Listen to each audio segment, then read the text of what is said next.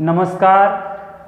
आदर्श विद्या मंदिर की इस लाइव कक्षाओं में आप सभी का एक बार फिर से स्वागत अभिनंदन है।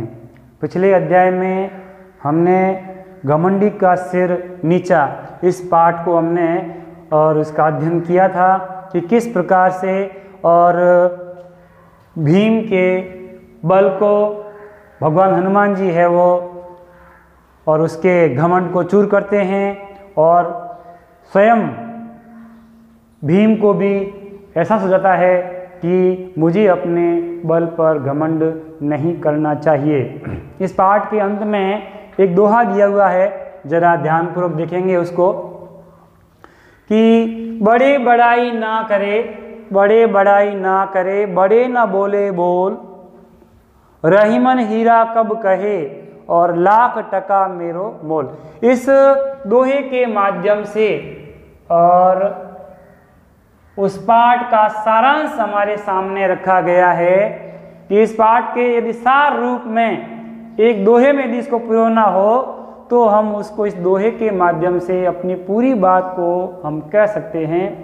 तो भैया बहनों को भी इस दोहे के बारे में थोड़ी सी जानकारी यदि अभिभावकों के माध्यम से करवा दी जाए तो मैं मानता हूं कि इसकी पाठ में दोहे की सार्थकता भी बनी रहेगी।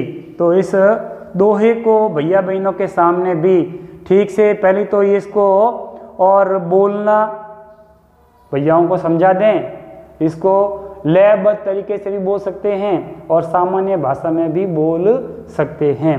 बड़े बड़ाई ना करे, बड़े ना बोले बोल, रहीमन हीरा कब कहे, लाख टका मेरो मोल। इसको थोड़ा सा लय से भी कह सकते हैं, बड़े बड़ाई ना करे, बड़े न बोले बोल, रहीमन हीरा कब कहे, लाख टका मेरो मोल।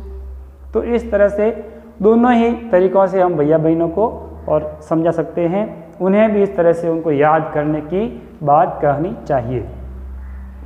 दोहे का सरल अर्थ भी आपके सम्मुख श्यामपट पर दिया हुआ है कि कवि रहीमदास जी कहते हैं कि बड़े व्यक्ति अपनी ताकत, अपनी सामर्थ्य, अपने बल या अपने पास में कोई धन संपदा है तो उसकी प्रशंसा वे स्वयं नहीं करते हैं और न ही वो बड़ी बड़ी बातें ही बोलते हैं जिसे हम कहते हैं कि डींगे हाँकना, अपनी ताकत को लेकर के या अपनी संपदा को देकर के, अपने सामर्थ्य को लेकर के वे बड़ी बड़ी बातें भी नहीं करते हैं।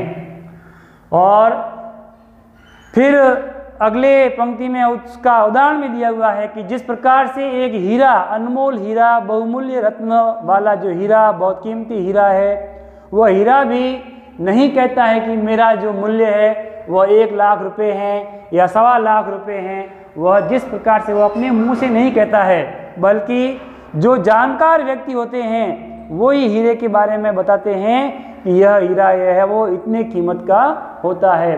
हीरा स्वयं अपनी बात को नहीं कहता है।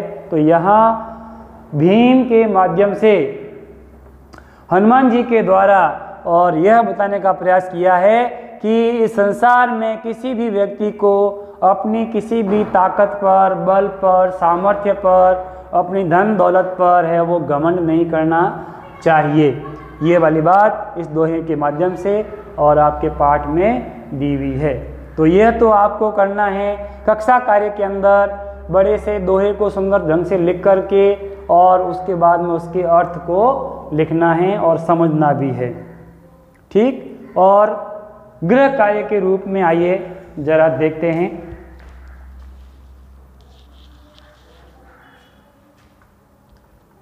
ये है आपका गृह कार्य वाला काम कि रिक्त स्थानों की पूर्ति करो।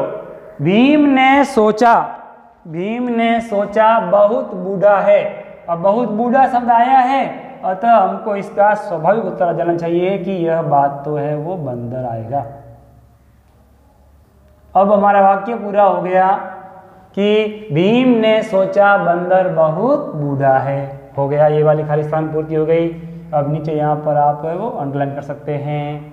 दूसरा है, लगता है ये तो कोई स्वरूप है। अब स्वरूप शब्द आया है और यदि भैयाओं ने ठीक से इस पाठ का अध्ययन किया है तो उसको ध्यान में आ जाएगा कि लगता है ये तो कोई देव स्वरूप है, भगवान है कोई, ये तो या तो कोई बड़ी और देवता हो सकते हैं। तीसरा, अब मैं कभी अपने बल पर रिक्त स्थान नहीं करूंगा। तो स्वाभाविक सा उत्तर आ गया इसका, घमंड नहीं करूंगा। ये वाली बात भीम के लिए लागू होती है और उसने ही कहा था, भीम ने ही कहा था कि अब मैं कभी अपने बल पर घमंड नहीं करूंगा। इसका अगला प्रश्न, प्रश्न क्रमांक ये 1 था, ये प्रश्न क्रमांक 2, जो सही वाक्य है उनके सामने तो सही निशान लगाएं और जो वाक्य गलत है उसके सामने गलत का चिन्ह लगाएं।